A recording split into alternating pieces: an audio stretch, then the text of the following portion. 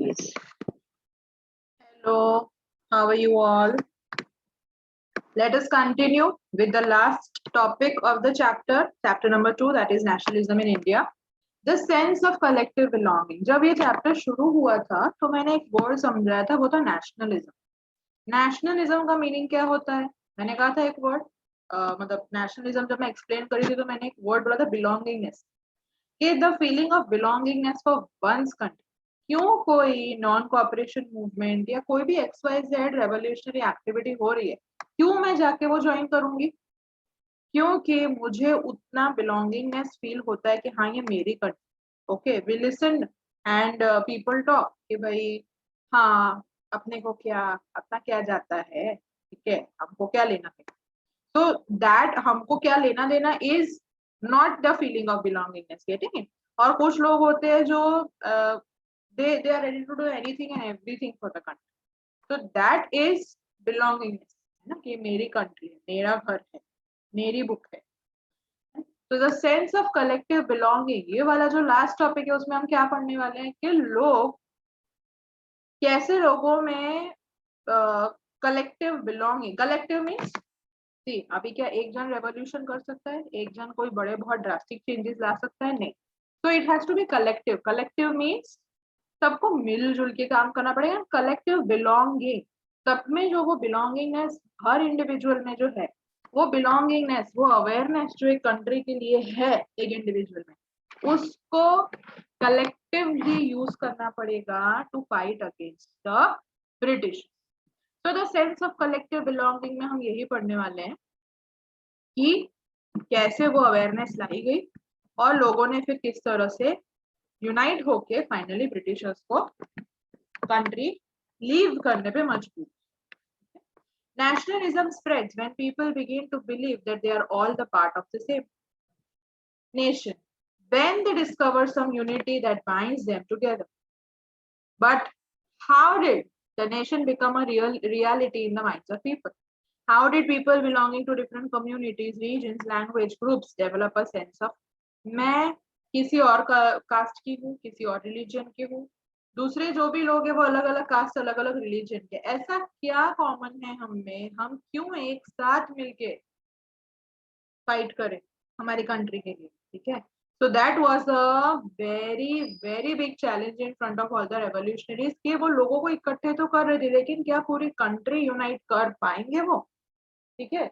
So yes, we will see that. The sense of collective belonging came partly through the experience of united struggle.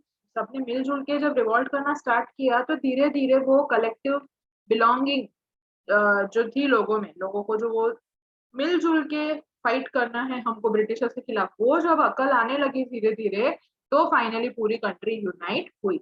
But there was also a variety of cultural process through which the nationalism captured people's imagination. क्या सिर्फ भाषण दिए जाते थे, newspapers लिखे, newspapers में news आती थी, या मैगजीन, ये सब की हेल्प से ही सिर्फ अवेयरनेस लाई जाती थी? नहीं. ठीक है. तो बहुत सारे acts, events, plays, drama, music, हर चीज का हेल्प दिया गया. History and fiction, folklore and songs, popular prints and symbols all played a part of making of the nationalism. लोगों में वो अवेयरनेस लाने के लिए, लोगों में वो फीलिंग ऑफ बिलोंगिंगनेस लाने के लिए symbols, prints, folklore, folk songs, ठीक है, कि लोग रिलेट कर पाए कि हाँ हम इंडिया के रहवासी हैं और हमें ही कंट्री को freedom दिलवानी. The identity of the nation, as you know, is most often symbolized in the figure or image. कोई भी कंट्री होती है, हम बोलते हैं भारत माता. ओके, तो वो भारत माता क्यों बोला जाता है? This helps in creating an image with which the people can identify. Okay, it was in the 20th century when the growth of nationalism that the identity of India came to be visually associated with the image of Bharat Mata. The image was first created by Bankim Chandra Chattopadhyay. In 1870 he wrote Vande Mataram. ठीक है. 15th अगस्त या 26 को अगर आपने AR Rahman का वंदे मातरम नहीं सुना, ठीक है, या मतलब माँ तुझे सलाम या वंदे मातरम दोनों बोल सकते हैं वो गाने को, तो it is not complete. Like for me personally, that day is not complete if I don't listen to that song. ठीक है। तो वंदे मातरम का जो सॉन्ग था, मतलब not the one that A.R. Rahman has संग, बट मतलब वंदे मातरम नाम से उन्होंने, बंकिम चंद्र चट्टोपाध्याय ने, उन्होंने सॉन्ग भी लिखा था एंड मतलब हाइम लिखी थी, not a song, a hymn was written by him and he had also created the first image. Bharat Mata की जो इमेज थी, या भारत माता जो नाम दिया जाने लगा था, तो उसके लिए जो इमेज क्रिएट करनी थी, ठीक है, कंट्री के लिए, तो that was also done by Bankim Chandra Chattopadhyay. Okay, do not write Rabindranath Tagore please. हर जगह तुम लोग आंसर में जहां देखो रविंद्रनाथ टैगोर, अरे भाई और लोगों ने भी काम किया हुआ, ठीक है। तो और हाँ, कंफ्यूज नहीं होना, Bankim Chandra Chattopadhyay is different, Rabindranath Tagore is different, कोई उनका लेना देना फिलहाल, मतलब मेरे को जहां तक पता है कुछ नहीं है, ठीक है। Yup, later it was included in the novel Anandamath and widely sung during the swadeshi movement in Bengal. काफी सारा म्यूजिक आज भी अगर हम रैलीज देखते हैं, प्रोटेस्ट देखते हैं, तो उसमें या तो वो लोग कोई स्लोगन बोलते हैं, म्यूजिक का इस्तेमाल किया जाता है, ठीक है, not the rock music obviously, लेकिन म्यूजिक है, इंस्ट्रूमेंट्स है, उनको प्ले करके वो और एंटरटेनिंग बनाने की कोशिश की जाती है। Moved by the swadeshi movement, Abanindranath Tagore sorry painted the famous image of Bharat माता, ठीक है। ये फिगर 12 में जो बंकिम चंद्र चट्टोपाध्याय ने नाम दिया, मतलब उन्होंने वो इमेज क्रिएट की कि ओके भारत माता हम कहेंगे, लेकिन जो इमेज, ये जो ड्राइंग, जो मतलब वो पोर्ट्रे जो बनाया, वो बनाया अवनींद्रनाथ टैगोर ने। And in this painting Bharat Mata is portrayed as an ascetic figure. She is calm, composed, divine, spiritual.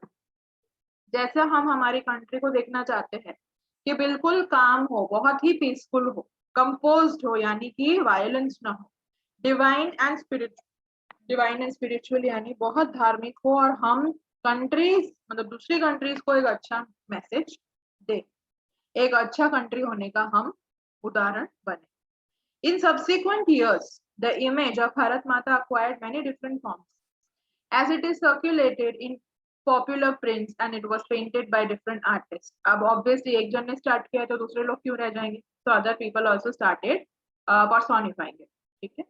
Devotion to this mother figure came to be known as the evidence of one's nationalism. मतलब ऐसा माना जाता था कि अगर आप भारत माता बोलते हैं तो उसका इम्पैक्ट ज्यादा पड़ता है, ऐसा, ठीक है, तो लोग ज्यादा रिलेट कर पाएंगे। Ideas of nationalism also developed through a movement to revive Indian folklore.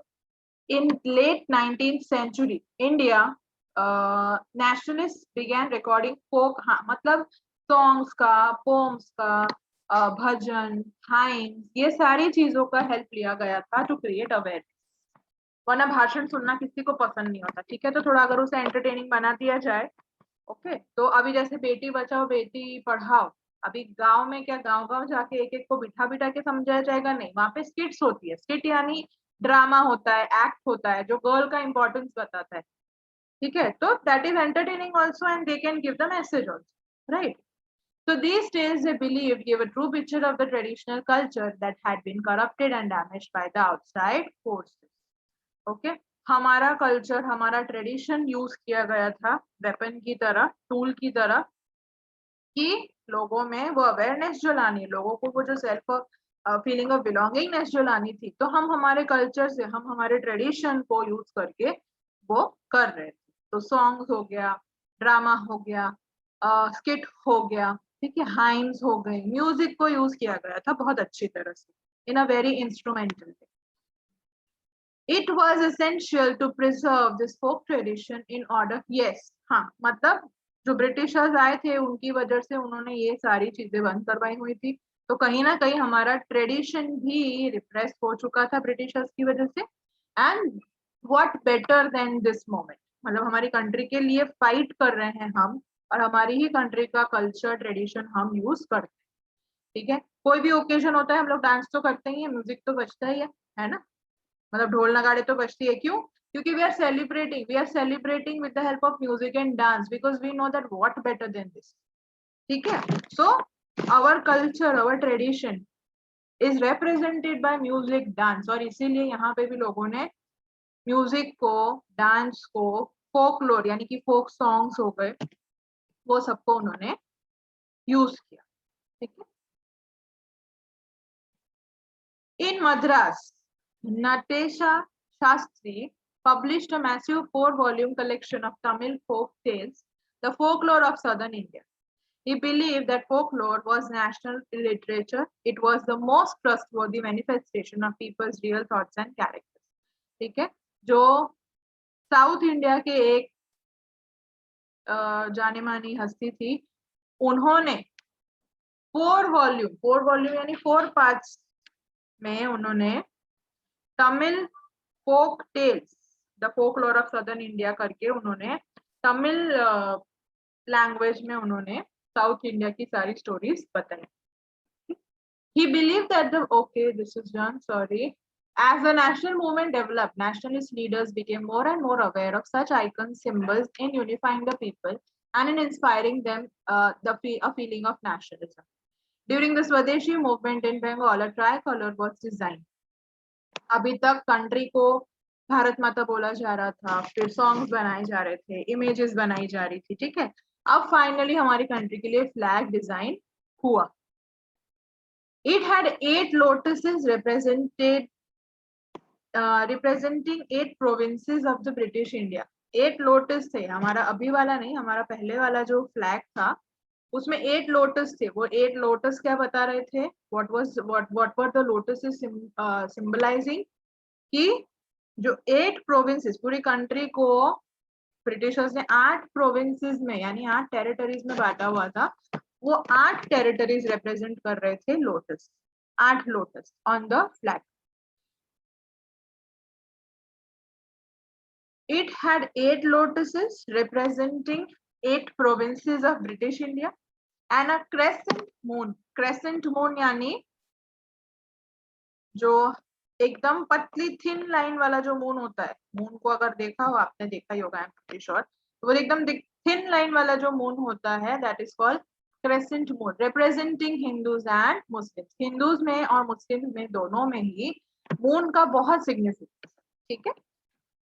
By 1921, Gandhiji had designed the Swaraj flag. It was again a tricolor, red, green, and white, and it had a spinning wheel in the center, representing the Gandhian ideal of self-help.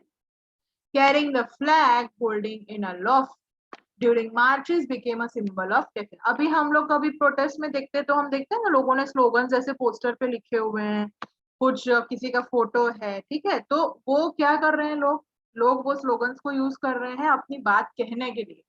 तो ये जो flag इन्होंने design किया, जो poems ये लोग बना रहे थे, जो लिटरेचर बना था इतना सारा, है ना, कि देखो हमारी कंट्री कितनी ग्रेट है, ये बुक पढ़ो तुम्हें पता चलेगा तुम कौन सी कंट्री के पार्ट। ठीक है। तो वो ये सारे टूल्स जो यूज किए गए थे लोगों को अपनी कंट्री के पास लाने के लिए। ठीक है। तो ये सारी चीजों को रैलीज में, प्रोटेस्ट में भी यूज किया जाता, and it was a symbol of defiance. Another means of creating a feeling of nationalism was through reinterpretation of history. By the end of the 19th century, many Indians began feeling that to instill a sense of pride in the nation, Indian history had to be thought about differently.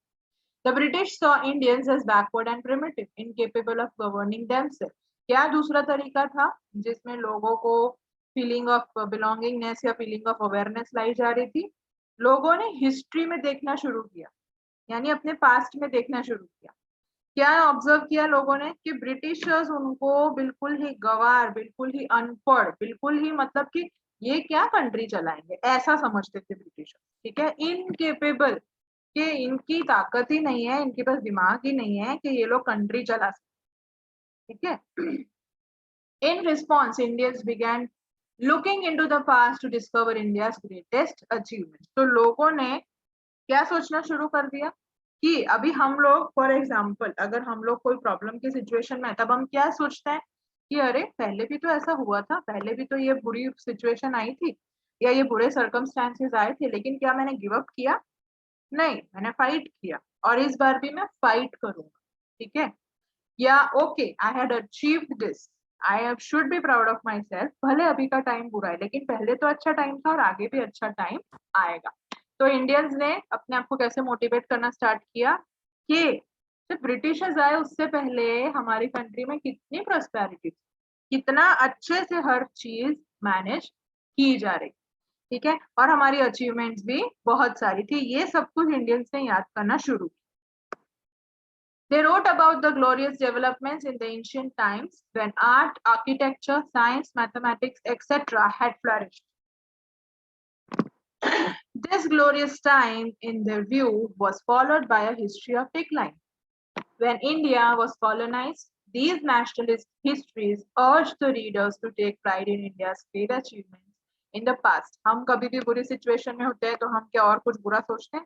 हम तब अच्छा सोचते हैं कि नहीं, ये हुआ था ना, ये अच्छी चीज हुई थी ना, वापिस से अच्छा टाइम आएगा, ठीक है, भले अभी कितनी भी बुरी सिचुएशन हो। तो इंडियंस ने क्या सोचना स्टार्ट किया कि ब्रिटिशर्स भले ही अभी हम पर रूल कर रहे हैं लेकिन कभी ना कभी तो वो चले जाएंगे, हम उनको हराने में सक्सेसफुल हो ही जाएंगे, right?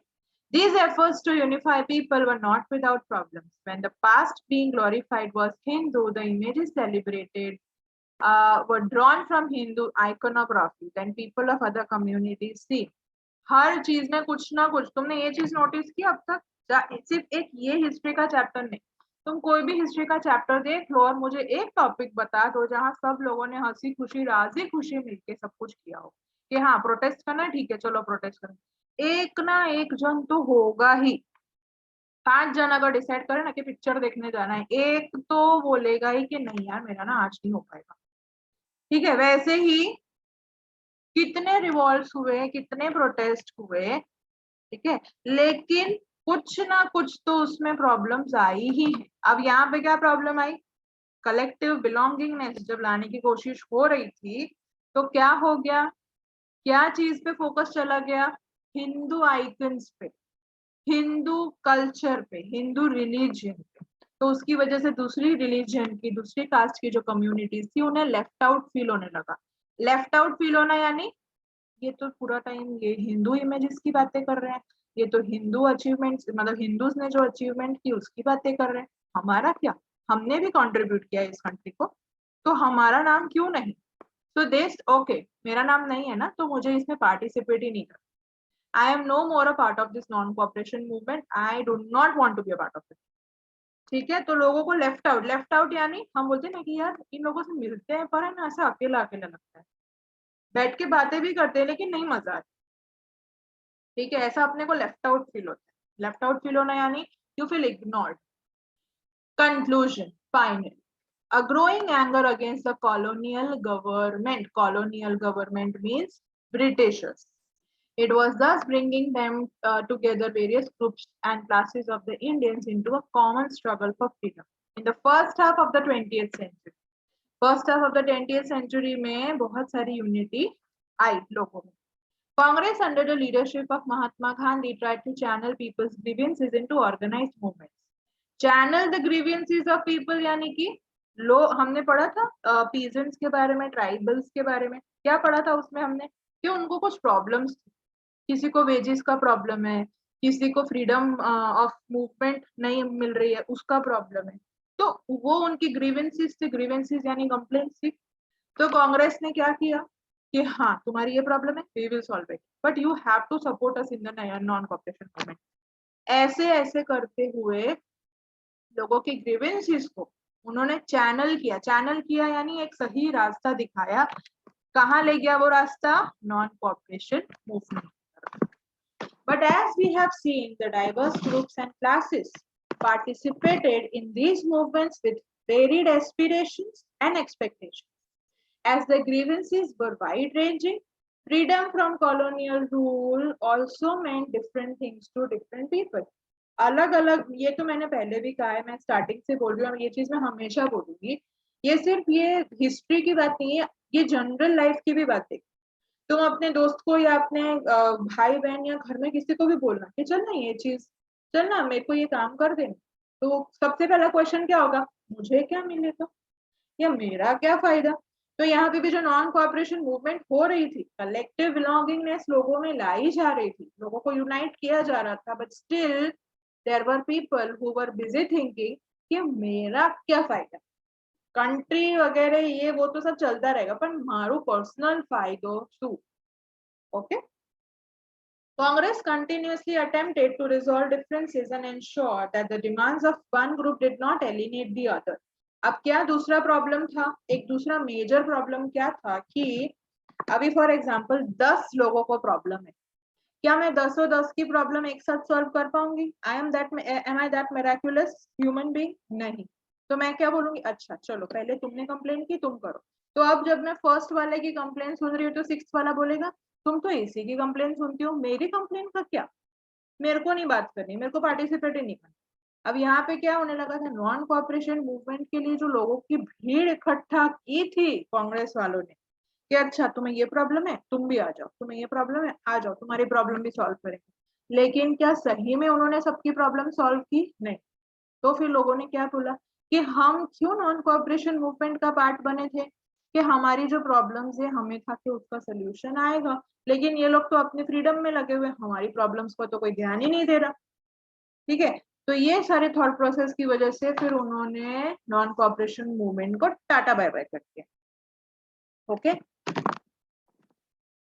The high points of Congress activity and the nationalist unity were followed by phases of disunity and inter-conflict between groups.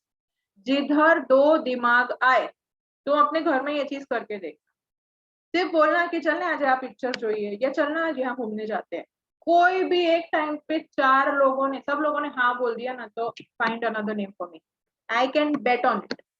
ठीक है. तो यहाँ पे तो भाई की पूरी कंट्री की बात हो रही थी, कहाँ से यूनिटी आने वाली थी, इट वॉज इम्पॉसिबल.